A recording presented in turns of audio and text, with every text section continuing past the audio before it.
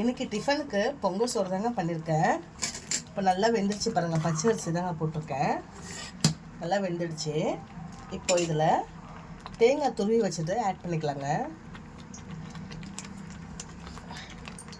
அவ்வளோதாங்க.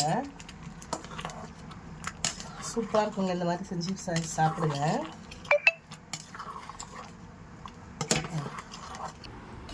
ரெடி ஆயிடுச்சுங்க பொங்கல் சோறு. இந்த மாதிரி உங்கள் வீட்டில் ட்ரை பண்ணியிருக்கீங்க. அப்படி இல்லைன்னா நீங்கள் ட்ரை பண்ணி பாருங்கள். சூப்பராக இருக்குங்க. இது கூட கெட்டி சட்னி தாங்க நம்ம நல்லாயிருக்கும். தேங்காய், பச்சை மிளகா, உடச்சக்கலை வச்சு சட்னி அடிச்சிருக்கேங்க. இந்த பொங்கல் சோறுக்கு இதுவும் சூப்பராக இருக்குங்க. வாங்க சாப்பிட்லாம்.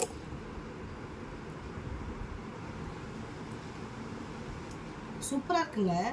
பாய்ங்க. நாளைக்கு என்ன டிஃபன் நாளைக்கு பார்க்கலாம். பாய்ங்க.